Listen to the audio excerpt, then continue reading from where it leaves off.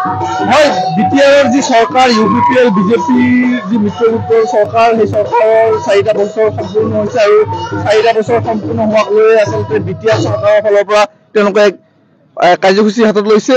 ওদালগুৰি জিলাৰ ভেৰগাঁৱত আপোনালোকে দেখিছে তেওঁলোকৰ যি 4 বৰ্ষপূৰ্তি অনুষ্ঠান তেওঁলোকে সুন্দৰকৈ সাংস্কৃতিক যি অনুষ্ঠান লগতে বিটিআৰৰ প্ৰমোদ বড়ো ডাঙৰীয়া তেখেতেও এই ইভেন্টত উপস্থিত হ'বহি মুখ্য অতিথি হিচাপে। আমাৰ সৈতে আছে তেওঁলোকৰ পৰা জানিব চেষ্টা কৰিম আচলতে কেনেদৰে তেওঁলোকে যি 4টা বছৰ তেওঁলোকে কেনেকুৱা পাইছে বা কি পৰিৱৰ্তন তেওঁলোকে দেখিছে। কি ক'ব আপোনালোকে যে বিটিআৰ গভৰ্ণমেণ্টৰ 4টা বছৰ বিজেপি চৰকাৰৰ হয় ধন্যবাদ। ডাবল ইঞ্জিনৰ চৰকাৰে এতিয়া খিলন দিয়াৰ কাৰণে ভূমি পট্টন দিয়াৰ ব্যৱস্থা যিটো কৰি আছে হয়তো কম বেছি পৰিমাণে পায়ো আছে, পাব এতিয়া মই সম্পূৰ্ণ আশা কৰোঁ। গতিকে তেখেতসকলে যিটো পৰিশ্ৰম আৰু তেখেতসকলে যিটো আয়োজন লৈছে ভূমিহীনৰ কাৰণে সেইটো মই ধন্যবাদ দিব খোজোঁ। ক'ৰ পৰা আহিছে আপুনি? মই জৰা পুখুৰী। হয় আৰু কেনেকুৱা দেখিছে বিটিআৰৰ নতুন চৰকাৰ অহাৰ পিছত উন্নতি হৈছে?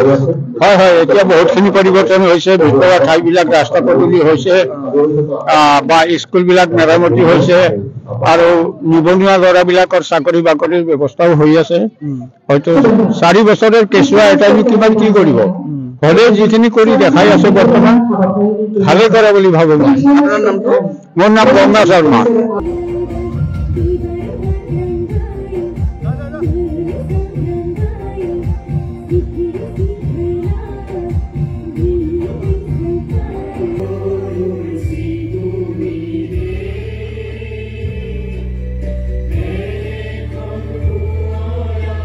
তেখেতক অনুৰোধ কৰা হ'ল আমাৰ কৃষ্ণকান্ত বসুমতাৰী ওদালগুৰি ৰেভিনিউ চাৰ্কেল, লগত আছে নিৰুমা ৰাভা, আমাৰ উইলচন হাজদা, ডাঙৰীয়া বিধিবদ্ধ অনুৰোধ কৰা হ'ল নিৰুমা ৰাভা।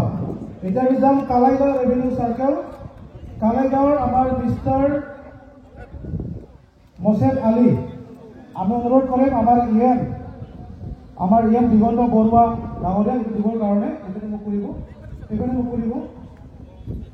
আমাৰ কালাইগাঁও ৰেভিনিউ চাৰ্কেলৰ পৰা মিষ্টাৰ মছেদ আলী।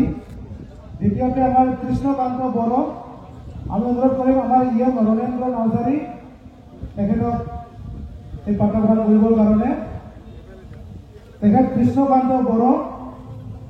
টিমটো যোৱা 3টা বছৰত আমি খুব ভালকৈ খুব এফেক্টিভলি আমি কাম কৰিছোঁ আৰু 2020 চনত যি সপোন লৈ বড়োলেণ্ড অঞ্চলৰ ৰাইজে আমাক ভোট দিছিলে, চৰকাৰত আনিছিলে, সেই সপোনবিলাক আজি বাস্তৱত ৰূপায়ণ হোৱা কথাবিলাক আমাক ৰাইজে জনাইছে আৰু সেই সময়ত যিখিনি অনিশ্চয়তা আছিলে আজি সেইটো নিশ্চয়তালৈ আহিছে।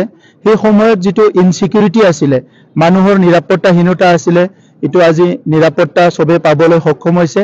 সেই সময়ৰ যিটো অশান্তি আৰু হিংসাৰ এটা পৰিৱেশ আছিলে সেইটো আজি সম্পূৰ্ণভাৱে শান্তিলৈ ৰূপান্তৰ হ'ল।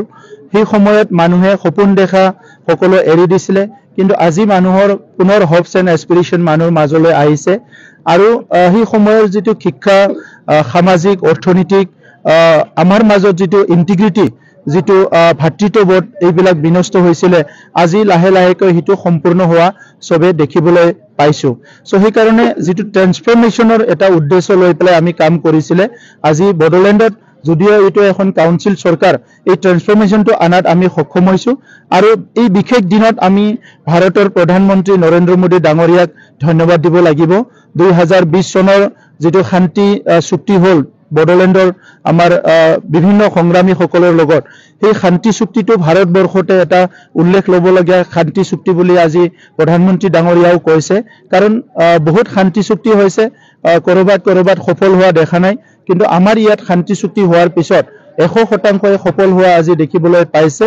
আৰু ইয়াৰ লগতে ভাৰতৰ গৃহমন্ত্ৰী অমিত শ্বাহ ডাঙৰীয়াক আমি ধন্যবাদ দিব লাগিব। শান্তি চুক্তিত উপস্থিত থকাৰ লগতে আমাৰ এই 4টা বছৰত বিভিন্ন সময়ত আমাৰ বড়োলেণ্ডলৈ আহিছে আৰু দিল্লীলৈও আমাক বিভিন্ন সময়ত লগ কৰিবলৈ তেখেতে সুযোগ দিছে।